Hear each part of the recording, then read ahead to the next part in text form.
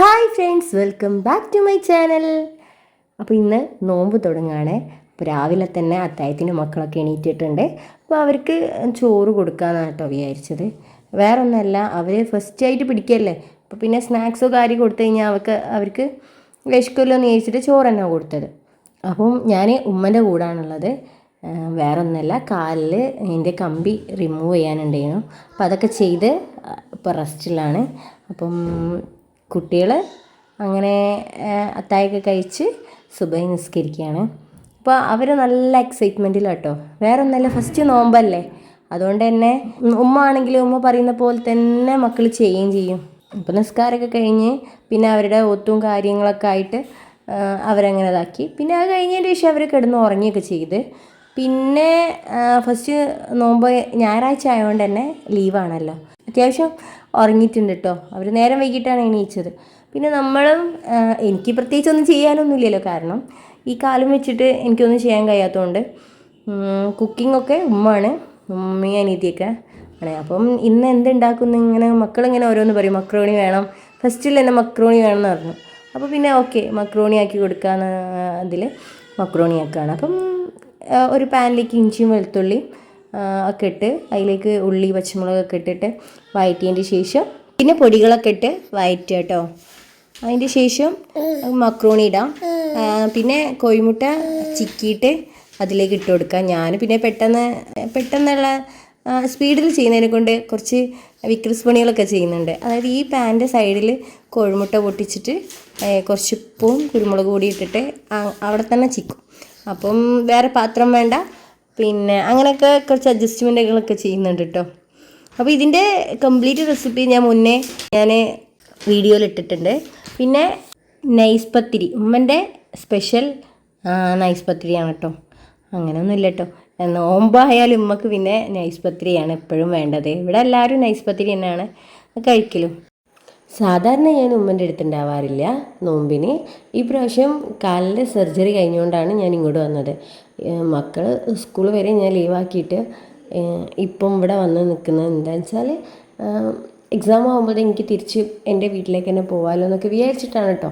പിന്നെ അതുമാത്രമല്ല, സർജറി ഇനി ലേറ്റ് ആവാൻ പാടില്ല. അപ്പോൾ ലേറ്റ് ആയതുകൊണ്ട് തന്നെ കുറച്ച് ബുദ്ധിമുട്ടൊക്കെ ആയിരുന്നു.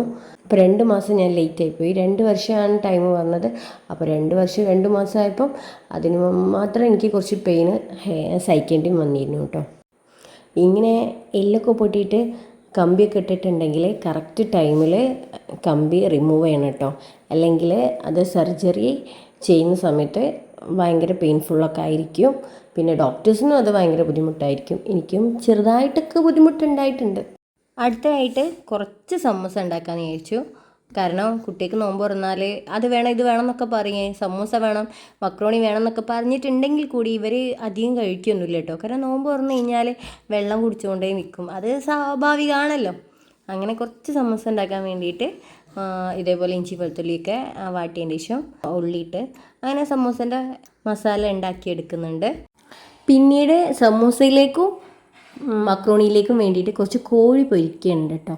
അപ്പം ആ കോഴി പൊരിച്ചെന്ന് കുറച്ച് നുള്ളിയിട്ട് വേണം ഇതിലിടാനേ, അല്ലെങ്കിൽ ക്രഷ് ചെയ്തിടണം. അപ്പോൾ ഞാൻ ആദ്യം ഒന്ന് നുള്ളി നോക്കി, പിന്നെ മിക്സിയിൽ തന്നെ കറക്കിയതിൻ്റെ ശേഷം ഈ 2 മസാലയിലേക്ക് ഇട്ട്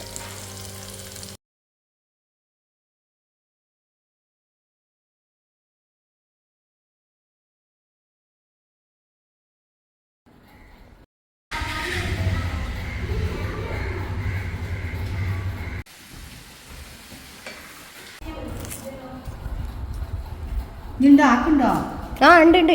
പിന്നെ ആ ചിക്കന് ക്രഷ് ചെയ്തത് മക്രോണിയിലിട്ടിട്ട് ഒന്ന് ഇളക്കി കൊടുത്ത്. സംഭവം കുക്ക് ചെയ്യുന്ന സമയത്ത് ആദ്യം ചെയ്തിട്ടുണ്ടെങ്കിൽ പ്രശ്നമില്ലായിരുന്നു.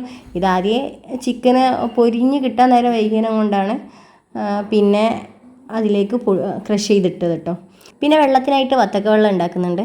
പിന്നെ മോള് നോമ്പ് പിടിച്ചതിനെ കൊണ്ട്, പക്ഷെ അവർക്ക് ആർക്കും ഫസ്റ്റ് നോമ്പിനൊന്നും ക്ഷീണമില്ലായിരുന്നു കേട്ടോ. പിന്നെ മക്കൾ ഓരോന്ന് ടേബിൾ മേൽ കൊണ്ടുവയ്ക്കുന്നുണ്ട്. പിന്നെ ഇക്ക നോമ്പ് തുറക്കാൻ വരുന്നു പറഞ്ഞിരുന്നു. അപ്പോൾ പിന്നെ ഇക്ക കുറച്ച് പലഹാരം മേടിച്ച് കൊണ്ടുവന്നിരുന്നു കേട്ടോ. അങ്ങനെ മക്രോണി, വത്തക്ക വെള്ളം, പിന്നെ കുറച്ച് ഫ്രൂട്ട്സ്, നാരങ്ങ, വത്തക്ക, ചെറിയ പഴം, പിന്നെ സമൂസ, പിന്നെ ഇക്ക കൊണ്ടുവന്ന കുറച്ച് പലഹാരം, അങ്ങനെ വാങ്ങി കൊടുത്ത് കുട്ടികളൊക്കെ ഇരുന്ന് നോമ്പൊക്കെ തുറന്നു.